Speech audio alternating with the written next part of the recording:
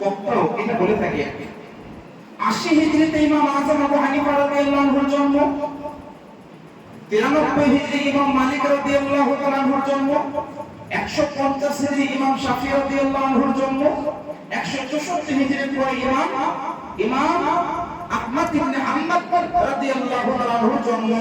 মানে মোট কথা যে চারজন ইমাম রয়েছেন, যে চারজন ইমামের তাকলিদ পুরো পৃথিবীতে করা হয়, যে চারজন ইমামকে আমরা মেনে থাকি, এনারা তো আল্লাহ নবী সাল্লাল্লাহু আলাইহি সাল্লামের ওয়াফাতের প্রায় 69 বছর পরে থেকে শুরু।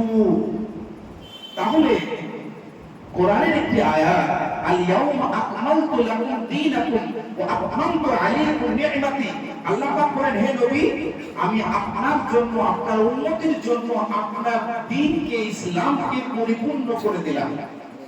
প্রশ্নটা কিন্তু খুবই জটিল, মাথায় রাখতে হবে। আল্লাহ কোরআনে বলছেন, আমি ইসলামকে পরিপূর্ণ করে দিলাম। হে নবী, আপনার উম্মতের জন্য, আপনার জন্য আপনার দ্বীনে ইসলামকে পরিপূর্ণতা দান করলাম। না কোনো ওহী আর নাজিল হবে পরবর্তীতে, না কোনো নবী আর দুনিয়াতে নবী নতুন নবী হিসেবে যাবে। আপনি হচ্ছেন সর্বশেষ নবী, আপনার দ্বীনে ইসলামকে পরিপূর্ণ করে দেওয়া হলো। এবার আমরা আপনারা সবাই হানাফি তো? আলহামদুলিল্লাহ আমরা হানাফি। তো আমার আপনার সবাইকে প্রশ্নটা, যে প্রশ্নটা কি, ডু ইউ ফলো দ্য ইমাম আযম আবু হানিফা? আমরা বলবো ইয়েস। কেন বলবো না? অবশ্যই আমরা ফলো করি, আমরা মুকাল্লিদ।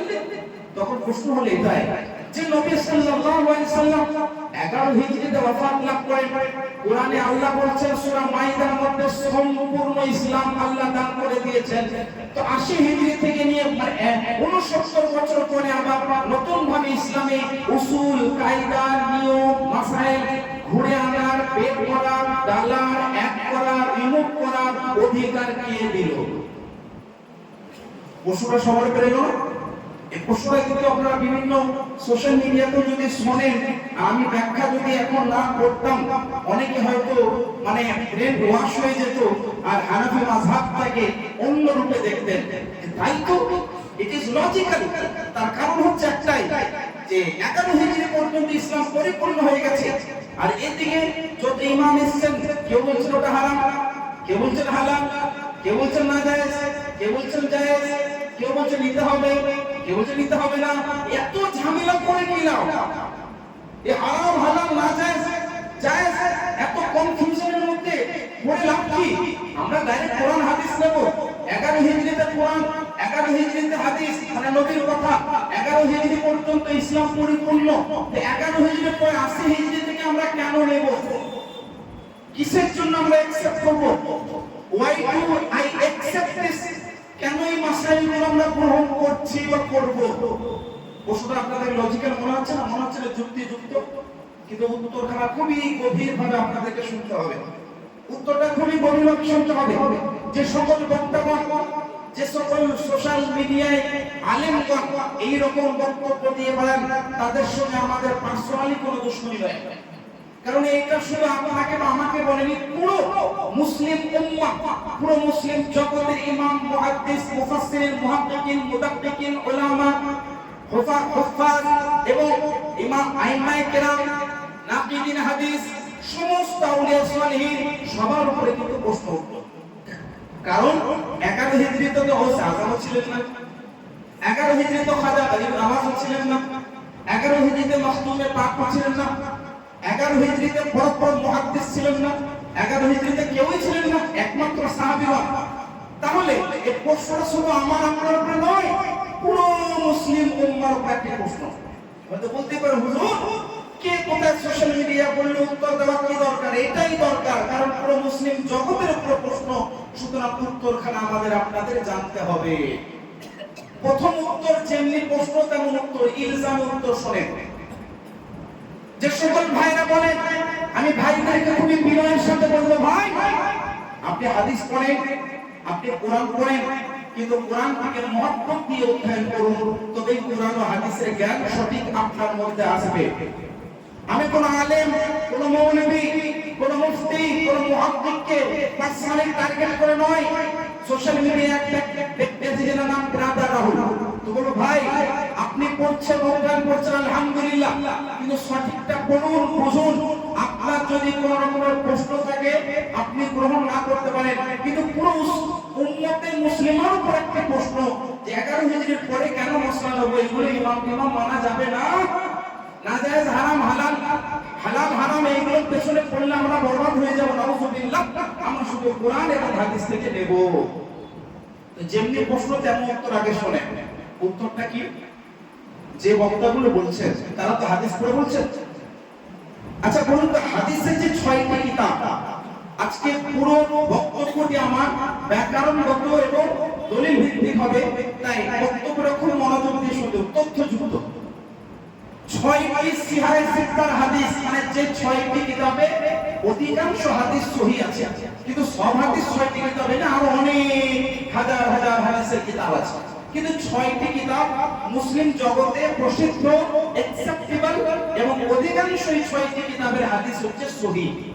তো যে সমস্ত বক্তারা প্রশ্ন করেন তারা এইসব হাদিসের কিতাব থেকে প্রশ্ন করেন যে আমরা শুধু কোরআন মানব, আমরা শুধু হাদিস মানব। আমি তাদেরকে বলবো সর্বপ্রথম হাদিসের কিতাব, মানে প্রসিদ্ধ কিতাব যেটা কোরআন শরীফের পরে সবথেকে সহিহ বলা হয়, কিতাবটির নাম কি? সংক্ষিপ্ত নাম হচ্ছে বুখারী শরীফ। কি নাম? বুখারী শরীফ। আপনারা অবাক যাবেন, ইমামে মুহাম্মদ ইবনে ইসমাঈল বুখারী বুখারী শরীফ যিনি লিখেছেন, বুখারী শরীফের লেখক ইমাম বুখারী রাহমাতুল্লাহ আলাইহির জন্ম কবে সালে? ইমাম বুখারী রাহমাতুল্লাহ আলাইহির জন্ম হচ্ছে 194 হিজরি। কত হিজরি বললাম? 194 হিজরিতে ইমাম বুখারী রাহমাতুল্লাহ আলাইহির জন্ম। আল্লাহর নবী সাল্লাল্লাহু আলাইহি ওয়াসাল্লাম 11 হিজরিতে ওফাত লাভ করেছেন। ইমাম আযম আবু হানিফা 80 হিজরিতে জন্মগ্রহণ করেছেন।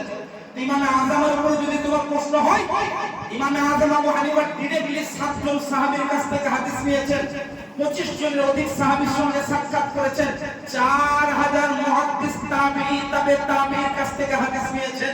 ওনার হাদিস, ওনার মাসাইল, ওনার তাকরীর, ওনার বের করা মাসলার উপরে যদি আপত্তি হয়, আমি এখানে ইমাম বুখারীকে ছোটভাবে নাউজুবিল্লাহ নয়, ইমাম বুখারী আমাদের মাথার তাজ, কিন্তু আপনি যেভাবে প্রশ্ন করছেন, ইমাম বুখারীর জন্ম তো 194 হিজরি, তো যিনার জন্ম 194 হিজরি, তিনার কিতাবটা আপনার নিকটে যদি অ্যাকসেপ্টেবল হয়, 80 হিজরিতে যিনার জন্ম, তিনি ডিরেক্টলি সাহাবীর কাছ থেকে হাদিস নিয়েছেন। আই অ্যাকসেপ্ট দ্যাট হাদিস। বুঝতে পারছেন না প্রশ্নটা? রিজালুল হাদিস বুঝতে হবে। এই যদি তারিখ সাল হিজরি এইগুলো না জানা হয়, মানুষকে সহজে ভুল দেখিয়ে দেয়, পথ নষ্ট করে দেয়। ইমাম বুখারী রাহমাতুল্লাহ, ইমাম বুখারী আমাদের মাথার তাজ, এতে কোনো সন্দেহ নেই। বুখারী শরীফ আমরা নিজের হৃদয়ে গেঁথে রেখেছি, এতে কোনো সন্দেহ নেই।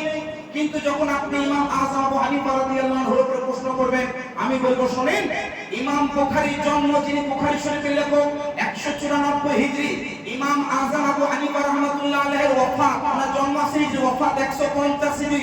ইমাম আযম আবু হানিফার ইন্তেকালের 44 বছর পরে ইনি জন্মগ্রহণ করেছেন। মানে ইমামে আযম আবু হানিফা ইন্তেকালের 44 বছর পরে ইমামে বুখারী জন্মগ্রহণ করেছেন। আরো শুনেন, দ্বিতীয় কিতাব প্রসিদ্ধ মুসলিম শরীফ, নাম শুনেছেন না? মুসলিম শরীফের হাদিস, মুসলিম শরীফের লেখক ইমামে মুসলিম। ইমামে মুসলিমের জন্ম কত সালে জানেন? ইমামে মুসলিম রাদিয়াল্লাহু রাহমাতুল্লাহি তাআলা আলাইহির জন্ম হচ্ছে 204 হিজরি। কত হিজরি? 204 হিজরি। ইমামে আবু দাউদের জন্ম 209 হিজরি। ইমামে তিরমিজির জন্ম 219 হিজরি। আর উঠিয়ে দেখো ইমাম ইবনে মাজাহ, যিনার জন্ম হচ্ছে 214 হিজরি। তাহলে মোট কথা আমি যদি এমনি ভাবে বলি, 300 হিজরি শতাব্দীর পরে বা 200 হিজরি শতাব্দীর সময়ে ইনাদের জন্ম। তাহলে যে ইমামে আযম আবু হানিফা রাহমাতুল্লাহ আলাইহি সাহাবীদের কাছ থেকে হাদিস নিয়েছেন, আমি আরো একটা ইন্টারেস্টিং বিষয় আপনাদেরকে বলছি। আল্লাহ নবী সাল্লাল্লাহু আলাইহি ওয়াসাল্লাম বলেছেন, আমার জামানার পরে 100 বছর পর্যন্ত সাহাবীরা থাকবে। কত বছর পর্যন্ত? 100 বছর পর্যন্ত। আল্লাহ নবী ওফাত লাভ করেছেন 11 হিজরি, ওর সঙ্গে 100 কে অ্যাড করুন তো কত হবে? 111 হিজরি। তাবিঈনদের জামানা ছিল আরো 100 বছর, তাহলে আরো 100 বছর যোগ করুন তো কত হবে? 211 হিজরি। তো তো 211 হিজরি এই যে সাহাবী এবং তাবি ইনাদের যুগকে খায়রুল কুরুন বলা হয়। খায়রুল কুরুন মানে সবথেকে শ্রেষ্ঠ যুগ। কি বলা হয়? সবথেকে শ্রেষ্ঠ যুগ। তো ইমাম আযম আবু হানিফা রাহমাতুল্লাহি আলাইহি 80 হিজরিতে জন্ম, 150 হিজরিতে ওফাত, মানে খায়রুল কুরুনে জন্ম নিয়েছেন আর খায়রুল কুরুনেও ওফাত লাভ করেছেন। তাহলে ইমাম আযম আবু হানিফা রাদিয়াল্লাহু তাআলা আনহুর মাসাইল, ওনার হাদিস, অন্বিত হাদিস এবং ওনার দালাইল যতটা মজবুত হবে, ইমাম বুখারী রাহমাতুল্লাহি তাআলা আলাইহির হাদিসও নিতে হবে বা নেব বা নেই বা একসেপ্ট করি বা মুহাব্বত করি। কিন্তু যখন কম্পারিজন তুমি বের করবে, তো কম্পারিজন বের করলে ইমামে আযমের কাছে যে হাদিস আছে সুনাই মানে আল্লাহ নবীর কাছ থেকে একজন সাহাবী শুনেছেন, সাহাবীর কাছ থেকে ডাইরেক্ট ইমামে আযম শুনেছেন, এটাকে সুনাই বলা হয়। মানে আল্লাহ নবী এবং ইমামে আযমের মাধ্যমে কয়টা? মাত্র একটা মাত্র। তো হাদিসে সুনাই, হাদিসে সুলাসি, হাদিসে রুবাই, এটা ইমামে আযমের কিতাবের মধ্যে আছে। কিন্তু ইমামে বুখারী রাহমাতুল্লাহ আলাইহি তাবেঈনদের যুগে এসেছে, ওনার কাছে কোনো সুনাই হাদিস পাবেন না, মানে কোন একটি মাধ্যমের হাদিস পাবেন না। কিন্তু এর মানে এটা নয় যে ওনার হাদিস গ্রহণযোগ্য নয়। বুখারী শরীফের অধিকাংশ হাদিস সহিহ, মাথার তাজ আমাদের। কিন্তু যখন এইরকম প্রশ্ন হয় যে আমরা 80 হিজরির পর থেকে কেন ইসলাম নেব, তা আমিও বলবো যে 194 হিজরির পরে কেন ইসলাম নেব।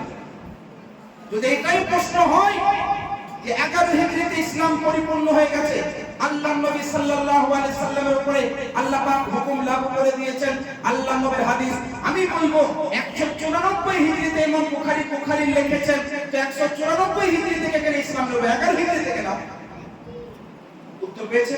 এবার দলিল ভিত্তিক উত্তর শুনে ইনশাআল্লাহ রহমান এই বিষয়টা আরো বেশি ক্লিয়ার হয়ে যাবে, যাতে কোনো কনফিউশন আমাদের না থাকে। আমরা হচ্ছে আহলে সুন্নাত ওয়াল জামাতের অন্তর্ভুক্ত সুন্নি হানাফি মুসলমান।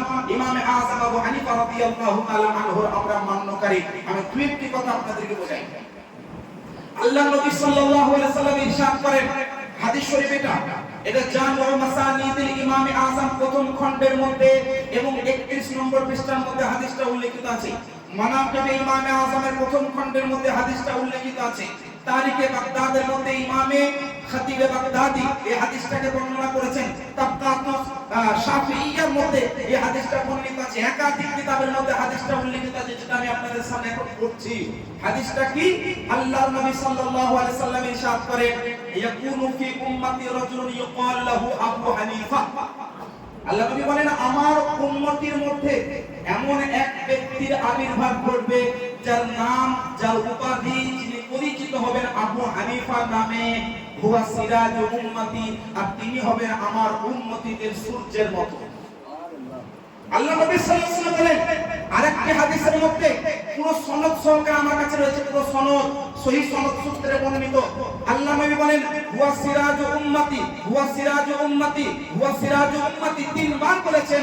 মানে আমার উম্মতির মধ্যে যে ব্যক্তি উঠবেন, যার নাম হবে আবু হানিফা, স্পষ্ট ভাষায় এটা হচ্ছে ইউকাল লাহু নুমান, এবং তার নাম হবে নুমান ইবনে সাবিত, এবং তার উপাধি, তিনি পরিচিত হবেন আবু হানিফা নামে, এবং তিনি হবেন আমার উম্মতের সূর্যের মতো, চন্দ্রের মতো, এবং উজ্জ্বলিত হবে, যার মাধ্যমে আমার সুন্নাত এবং আমার হাদিসের প্রচার হবে। ये कोई मामूली बात नहीं है कि अल्लाह के रसूल सल्लल्लाहु अलैहि वसल्लम ने पहले बार फरमा दिया कि मेरी उम्मत में एक ऐसी जात तशरीफ लाएगी जिसे अबू हनीफा दुनिया कहेगी, और वो जात ऐसी है जो मेरी उम्मत के लिए सूरज और चांद की तरह होगी। अल्लाह रसूल सल्लल्लाहु अलैहि वसल्लम হাদিসটা বুঝতে পারলেন? এবার শুনেন, ইমামে আযম আবু হানিফা রাদিয়াল্লাহু তাআলা এমন এক ব্যক্তি, ইনার মহান ব্যক্তিত্ব সম্পর্কে সংক্ষিপ্ত একটি কথা বলি। আল্লাহ নবী সাল্লাল্লাহু আলাইহি ওয়াসাল্লাম যখন হাদিস পড়তেন বা বলতেন, সাহাবাগণ মুখস্থ করতেন। সাহাবায়ে কেরামগণের স্মৃতিশক্তি, মুখস্থ বিদ্যা অতুলনীয়। দুনিয়ার পৃথিবীর কোন এই ধরনের ব্যক্তি, এইরকম জামাতের মতো ব্যক্তি হতে পারে না। আমাদের নবীর পূর্বে অনেক নবীদের সাহাবী ছিলেন, সঙ্গী ছিলেন, কিন্তু আমাদের নবীর সাহাবীরা 1,24,000 সংখ্যা, তারও বেশি। মানে নবীগণের সংখ্যা যতটা, 1,24,000 হচ্ছে সাহাবীদের সংখ্যা। সাহাবাগণ হচ্ছে মানে প্রখর স্মৃতিশক্তি ওয়ালা এবং মেধাবী। ওনাদের মুখস্থ বিদ্যা, স্মৃতিশক্তি এত প্রখর ছিল, এত মজবুত ছিল যে ওনারা সিনার মধ্যে হাদিসকে সুরক্ষিত রাখতেন। ওনাদের বুদ্ধির উপরে, মেধার উপরে কনফিডেন্স ছিল। ওনাদের স্মৃতিশক্তির উপরে কনফিডেন্স ছিল, মুখস্থ বিদ্যার মধ্যে কনফিডেন্স ছিল। সেই জন্য আল্লাহ নবী সাহাবীরা হাদিসকে লেখেন নাই, বরং কি করেছেন? সিনার মধ্যে হেফাজত করেছেন এবং আগামী প্রজন্মকে আবার শুনিয়েছেন। লেখার প্রয়োজন হয়নি। আমি যে এখন বিষয়টা বলছি শোনেন, আল্লাহ রাসূল সাল্লাল্লাহু আলাইহি ওয়াসাল্লাম মুবারক বাণী সমূহ, এটাকে হাদিস বলা হয়। হাদিসের কিতাবে এই যে কিতাবুল তাহারা, তাহারা মানে পবিত্রতা, মানুষের পবিত্র পাক সাফ হবে, তারপর নামাজ শুরু করবে, ওযু করবে, নামাজ শুরু করবে। তাহারাতের বিবরণ থেকে মানুষের ইন্তেকালের পরে যেটাকে মিরাস বলা হয়, মানে সম্পত্তি কিভাবে বন্টন হবে, মানে ফিকহের ভাষায় বলতে পারি কিতাবুল তাহারাত হচ্ছে ইসলামের প্রথম অধ্যায়, আর ইসলামের শেষ অধ্যায় হচ্ছে মানুষের ইন্তেকালের পরে কিতাবুল মিরাস, মানে বন্টন বিভাগ, বন্টনের পদ্ধতি। ইমামে আযম আবু হানিফা রাদিয়াল্লাহু আনহু হচ্ছেন প্রথম ব্যক্তিত্ব যিনি হাদিসকে এইভাবে ফিকহের বাব এবং অধ্যায় দিয়ে প্রথম কোন কিতাব উল্লেখ করেছেন।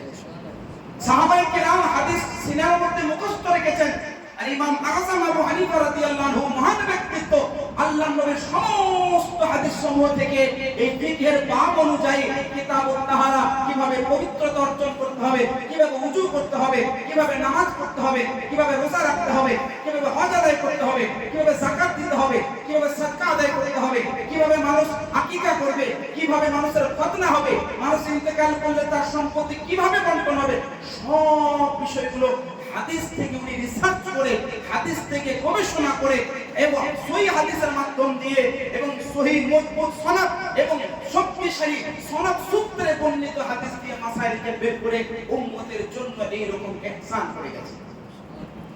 খতিব বাগদাদি ওনার একটি কিতাব তারিখে বাগদাদ, তারিখে বাগদাদ উঠিয়ে দেখুন, তারিখে বাগদাদের মধ্যে খতিব বাগদাদি বর্ণনা করেন আউয়ালু মান তাফানা আল আহাদিস, সমস্ত হাদিস থেকে এই অধ্যায় মানে কিতাবুত তাহারা, নামাজের বিবরণ, ওযুর বিবরণ, রোজার বিবরণ, যাকাতের বিবরণ, হজের বিবরণ, মিরাসের বিবরণ, এই যে এক একটা অধ্যায়, এটা একমাত্র মহান ব্যক্তিত্ব যিনি প্রথম লিখেছেন তিনি হচ্ছেন ইমাম আযম আবু হানিফা রাদিয়াল্লাহু আনহু।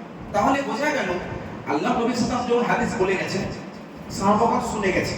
তো এই যে কখন কিভাবে তাহারা অর্জন করবে, কিভাবে ওযু করবে, কিভাবে নামাজ পড়বে, এই যে এক একটা অধ্যায় লিখিত আকারে আমাদের কাছে এসছে বলে আজকে বড় বড় মুহাদ্দিস, বড় বড় মুফতি হতে পেরেছেন, বড় বড় মুহাদ্দিস হতে পেরেছেন, কত বড় মুদাক্কিক, বড় বড় জ্ঞানী পণ্ডিত হতে পেরেছেন। কেন?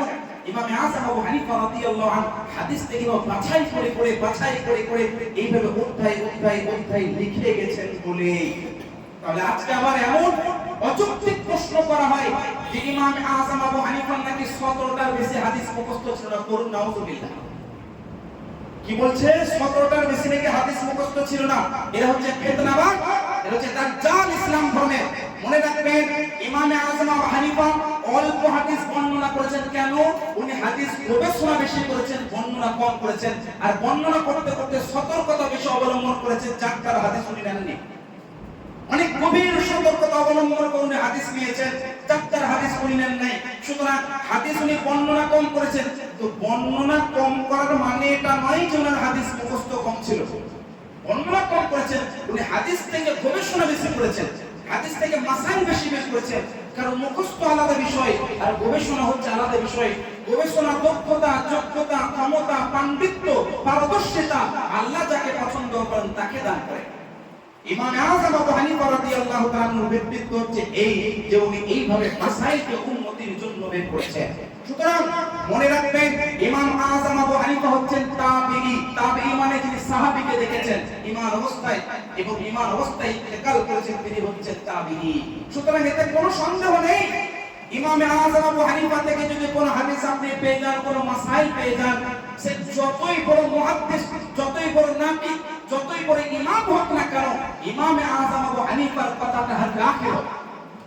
এবার একটা প্রশ্ন ছিল না, এই ইমাম নাজায়েজ বলছে, এই ইমাম জায়েজ বলছে, এই ইমাম হালাল বলছে, এই ইমাম হারাম বলছে। I am confused, so I don't accept any ইমাম, আই ডোন্ট ফলো এনি ইমাম। আমি কোন ইমামকে মানি না। অনেকে বলেন এরকম, কি দরকার ইমাম মেনে, কি অত ঝামেলায় পড়বে? কেউ বলছেন হালাল, কেউ বলছেন হারাম, কেউ বলছেন জায়েজ, কেউ বলছেন না জায়েজ। We are totally confused, so I don't follow any imam, কাউকে মানি না।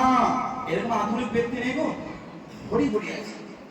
লক্ষ লক্ষ মানুষ এরকম আছে যারা পথভ্রষ্ট হয়ে গেছে, এইরকম মডার্ন ভাষা ব্যবহার করে। তারা বলে আমরা এইসব কনফিউশনের মধ্যে পড়তে চাই না, কারণ কে হালাল বলবে কে হারাম বলবে, তাদের মধ্যে একজন তো সহি হবে, চারজন তো সহি হবে না। আমি বলবো চারজন সহি হতে পারে না, কথা বুঝতে পারছেন না? চারজন কি সহি হতে পারে না? কোরআন থেকে দলিল দিচ্ছি শুনে, চারজনের সহি হতে পারে। কিভাবে হুজুর হয় ভুল হবে না ঠিক হবে, বলে কেন চারটেই তো ঠিক হতে পারে, কোনটা ঠিক হবে, কোনটা বেশি ঠিক হবে, কোনটা আরো বেশি ঠিক হবে, আরো উত্তম হবে, চারটেই ঠিক হতে পারে। আমি কোরআন থেকে দলিল দিই। এই ওয়াক্যটা আপনারা শুনেছেন, তারাবির মাধ্যমে আমি তাফসীর করেছিলাম। আল্লাহর নবী, একজন নবী যিনার নাম হযরত দাউদ আলাইহিস সালাম, ওনার পুত্র যিনার নাম হযরত সুলাইমান আলাইহিস সালাম, দুইজন নবীর ঘটনা আমি শুনেছিলাম। আমি ইঙ্গিত দিয়ে দিচ্ছি এখানে। ওই যে ছাগল কিছু একটা জমির ফসল খেয়ে নিয়েছিল, তো হযরত দাউদ আলাইহিস সালামের কাছে বিচার করার জন্য এসেছিলেন না ওই ছাগলের মালিক। আমি কথাটা বলেছিলাম তারাবির মাসে। তো ইমাম হযরত দাউদ আলাইহিস সালাম আল্লাহর নবী, উনি বিচার করে দিলেন যে ফসলের যে মালিক, ছাগলের মালিক, ছাগলটা তাকে দিয়ে দিই, তাহলে ফসল যতটা নষ্ট হয়ে গেছে সেটা আদায় হয়ে যাবে। কিন্তু হযরত সুলাইমান আলাইহিস সালাম বললেন না, কি বললেন যে ফসলের যে মালিক তাকে ছাগলটা কতদিনের জন্য দেওয়া হোক, কতদিনের জন্য ছাগলের দুধ খান, ছাগলকে লালন পালন করুক, যতদিন পর্যন্ত যতটা ফসল নষ্ট হয়েছে ততটা আবার উৎপত্তি না হয়ে যায়। আল্লাহ কোরআনে বলছেন, শুনেন, এটা আমার আপনার কথা নয়। আল্লাহ কোরআনে বলতে ওয়াকুন্না লিহুকমিহিম শাহিদিন, অর্থাৎ তাদের উভয়ের ফয়সালা সহি, আর আমি খোদা আমার ফেরেশতা এই ফয়সালার উপরে সাক্ষী আছে। এবার কেউ বলবেন হুজুর একটাই তো সহি হতে পারে, ভাই একটা সহি হবে, একটা ভুল হবে। তো এখানে দুইজন নবী, দাউদ আলাইহিস সালাম বাবা, সুলাইমান আলাইহিস সালাম হচ্ছেন পুত্র। তো দাউদ নবীর ফয়সালাও সহি, সুলাইমান নবীর ফয়সালাও সহি। তো হুজুর কিভাবে সম্ভব? আল্লাহ জানেন। আল্লাহ কোরআনে বলছে দুইজনই সহি, তবে হ্যাঁ সুলাইমান নবীর ফয়সালা বেশি উত্তম। তো এই যে বলে না চারজন ইমাম কেন মানবো, একজনই তো সহি হবে, তিনজন খারাপ হবে বা তিনজনের মসলা ভুল হবে। আমি বলবো তোমাকে কে বললো, কে বললো যে চারজনের মধ্যে একজন সহি হবে? কেন চারজন সহি হতে পারে না? হয়তো চারজনই সহি, কেউ হয়তো সহি, কেউ বেশি সহি, কেউ বেশি উত্তম, কেউ তার থেকে বেশি উত্তম। আর মনে রাখবেন, ইমাম আযম আবু হানিফা রাহমাতুল্লাহ আলাইহি যাচাইকৃত মাসআলা, ওনার গবেষণাকৃত মাসআলার উপরে হরফে আখির এবং কলম চালিয়ে দেওয়ার মতো ক্ষমতা আজ কিয়ামত পর্যন্ত কারো হয়নি, এখনো হয়নি, আগামী দিনে হবে না। ইমাম আযম আবু হানিফা যে মাসাইল বয়ান করেছেন, সমস্ত ইমামের চাইতে উত্তম ফয়সালা দিয়েছেন। তবে এর মানে এটা নয় যে বাকি ইমামরা ভুল দিয়ে গেছেন। আমাদের দাবি, আমাদের এটা বিশ্বাস, আমাদের ধারণা, and you have to believe, আপনাদেরকে ধারণা রাখতে হবে চারজন মাযহাবের ইমাম, ইমাম আযম আবু হানিফা, ইমাম শাফি, ইমাম মালিক, ইমাম আহমদ সকলেই সহিহ। তবে আমরা ইমাম আযম আবু হানিফাকে মানি কারণ ওনার গবেষণাকৃত মাসাইল আমাদের বেশি উত্তম লাগে, বেশি আমাদের জন্য উপযুক্ত লাগে, তাই আমরা ওনাকে মানি। উত্তর পেয়েছেন? এরপর থেকে যদি কেউ আপনাদের কনফিউশন দেয়, ভিডিও পাঠায়, সোশ্যাল মিডিয়া আপনাদেরকে কনফিউজ করার চেষ্টা করে যে কেন এইসব ঝামেলায় পড়বেন, তো এই উত্তরগুলো মনে রাখবেন।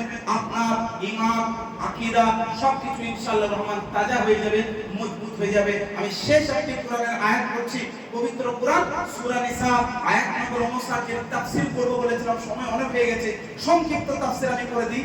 আল্লাহ কোরআনের মধ্যে বলেন, ইয়া আইয়ুহাল্লাযীনা আমানু, হে ঈমানদার বিশ্বাসী বর্গরা, আতিউল্লাহ ওয়া আতিউর রাসূল, তোমরা আল্লাহর আনুগত্য করো, রাসূলের আনুগত্য করো, ওয়া উলিল আমরি মিনকুম, এবং তোমাদের মধ্যে যারা আদেশ প্রদানকারী তাদের আনুগত্য করো।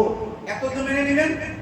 কিছু সংখ্যক মানুষ বলছেন ঠিক আছে, এই আয়াতের তাফসীর থেকে পেয়ে গেলাম যে মুজতাহিদগণ, যেমন ইমাম আযম আবু হানিফা, ইমাম শাফি, ইমাম মালিক, ইমাম আহমদ, ইনাদের মধ্যে কারোর একজন ইমামকে মানতে হবে, আমাদের কোরআন থেকে পেয়ে গেলাম দলিল।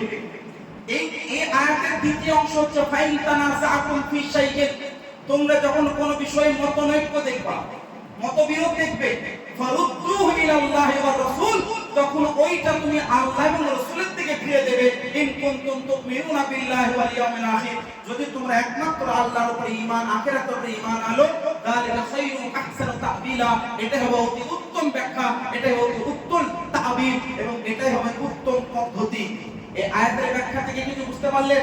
ব্যাখ্যা হচ্ছে, যারা বলেন, আপনি যখন বলবেন আমরা ইমাম আযম আবু হানিফাকে মানি, কোরআনের আয়াত থেকে প্রমাণ সূরা নিসা আয়াত নম্বর 59, তারা বলবেন ঠিক আছে, আয়াতের একটা অংশ থেকে প্রমাণ হলো যে ইমামগণের মধ্যে কাউকে মানুন, ইমামগণদের ব্যাখ্যাকে মেনে নিন, তাদের আনুগত্য করো। কিন্তু কোরআনের দ্বিতীয় অংশের মধ্যে বলছেন যখন তোমরা কোনো বিষয়ে মতবিরোধ দেখবে তখন তোমরা আল্লাহ রাসূলের দিকে ফিরে যাও।